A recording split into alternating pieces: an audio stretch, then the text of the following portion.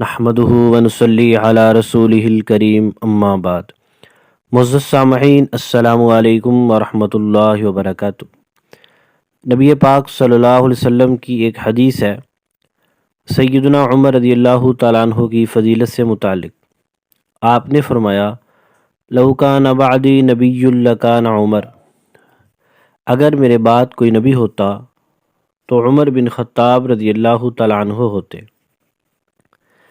ایک رافضی کی تحریر دیکھی جس نے اس روایت کو باطل موضوع ثابت کرنے کے لیے ایڑی چوٹی کا زور لگایا ہوا تھا، اور یہ بھی دیکھنے میں آیا ہے کہ بعض بھولے بالے اہل سنت جو کہ ذرا تعدیل میں گہرائی نہیں رکھتے، وہ بھی اس روایت کو مجروح قرار دیتے نظر آتے ہیں، جبکہ ہماری تحقیق کے مطابق یہ روایت حسن ہے۔ سنیے، سیدنا عقبہ بن عامر رضی اللہ تعالیٰ عنہ فرماتے ہیں، اللہ کے رسول صلی اللہ علیہ وسلم نے ارشاد فرمایا، لو کان نبی بعدی لکن الخطاب رضی اللہ تعالیٰ عنہ۔ یہ جو الفاظ آپ کے سامنے پڑھے گئے ہیں یہ جامع ترمذی میں ہیں، اور بے شمار کتابوں میں الفاظ ہیں لو کان بعدی نبی لکان عمر کے۔ دونوں الفاظ درست ہیں، مفہوم ایک ہی ہے۔ سنن ترمذی روایت نمبر 3686، مسند احمد روایت نمبر 17405۔ نبی پاک صلی اللہ علیہ وسلم نے ارشاد فرمایا کہ اگر میرے بعد کوئی نبی ہوتا تو عمر بن خطاب رضی اللہ تعالی عنہ ہوتے۔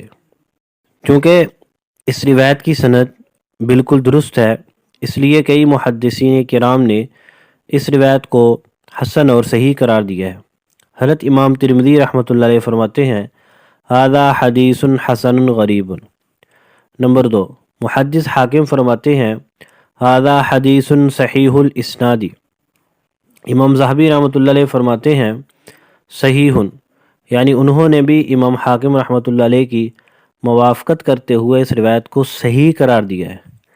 نمبر 4، مشہور محدث مسلم کے شارح امام نووی رحمۃ اللہ علیہ فرماتے ہیں، تہذیب الاسماء واللغات میں اس روایت کو نقل کرنے کے بعد رواہ الترمذی وقال حدیث حسن صحیح۔ ممکن ہے کہ حضرت امام نووی رحمۃ اللہ علیہ کے پاس ترمذی کا جو نسخہ ہو اس میں حسن صحیح کے الفاظ ہوں۔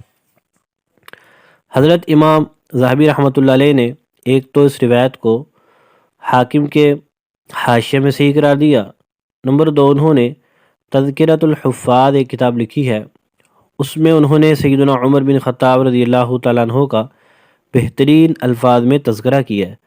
وہاں پر انہوں نے حضرت عمر رضی اللہ تعالیٰ کی شان میں چند احادیث درج کی ہیں، ان میں پہلے نمبر پر انہوں نے اس روایت کو ذکر کیا ہے۔ معلوم ہوتا ہے کہ ان کے نزدیک بھی یہ روایت قابل حجت ہے۔ آگے سنیے، حضرت امام التقی الفاسی رحمۃ اللہ علیہ فرماتے ہیں کہ اس روایت کی سند حسن ہے۔ العقد الثمین جلد نمبر 5 صفحہ نمبر 331۔ علامہ عزیزی رحمۃ اللہ علیہ فرماتے ہیں، ھذا حدیث حسن، کہ یہ روایت حسن ہے۔ السراج المنیر شرح الجامع الصغیر۔ ان کے علاوہ بھی بہت سارے محدثین ایسے ہیں جنہوں نے اس روایت کو نقل کیا ہے، اس سے استدلال کیا ہے، اور بعض محدثین ایسے ہیں کہ جنہوں نے ما قبل والے حسن یا صحیح قرار دینے والے محدثین سے اس روایت کو نقل کیا ہے اور خاموشی اختیار کی ہے۔ اس روایت پر چند اعتراضات کیے جاتے ہیں، انشاءاللہ اس کے جواب آپ کے سامنے عرض کرتے ہیں۔ پہلا اعتراض یہ کیا جاتا ہے کہ حضرت امام احمد رحمۃ اللہ علیہ نے اس روایت کو منکر قرار دیا ہے، اس پر جرح کی ہے۔ اس کا پہلا جواب تو یہ سنیے، ہم یہ اعتراض نقل کرنے والے سے گزارش کرتے ہیں کہ برائے مہربانی آپ حضرت امام احمد رحمۃ اللہ علیہ کے اس قول کی صحیح سند پیش کریں۔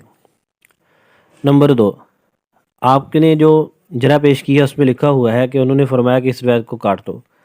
یہ حضرت امام احمد رحمۃ اللہ علیہ کے عمل سے متضاد بات ہے۔ کیوں؟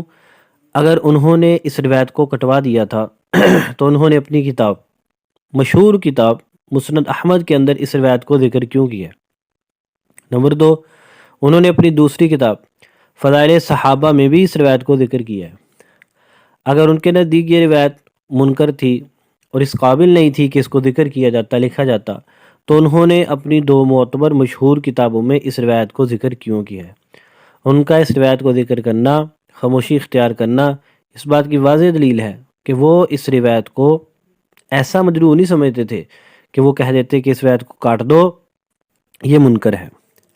اور تیسری بات کہ ان کی یہ جرح جمہور محدثین کی توثیق و تحسین کے خلاف ہے۔ دوسرے اس پر اعتراض یہ کیا جاتا ہے کہ اس کے راوی ہے مشرح بن حآن، کیا کہتے ہیں یہ راوی مجروح ہے، اور اس کے لیے وہ جرح پیش کرتے ہیں محدث ابن حبان کی۔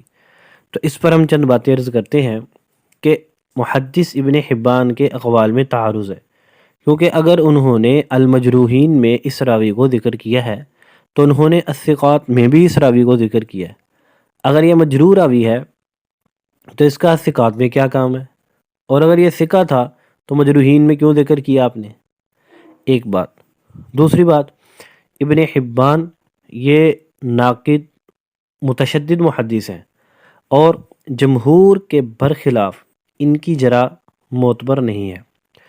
اور تیسری بات، جمہور محدثین جن میں بڑے بڑے ائمہ ہیں، مثلا حضرت امام یحییٰ بن معین رحمۃ اللہ علیہ، جن کا جرح تعدیل کی دنیا میں بہت بڑا مقام ہے، وہ مشرح بن حآن کو ثقہ قرار دیتے ہیں۔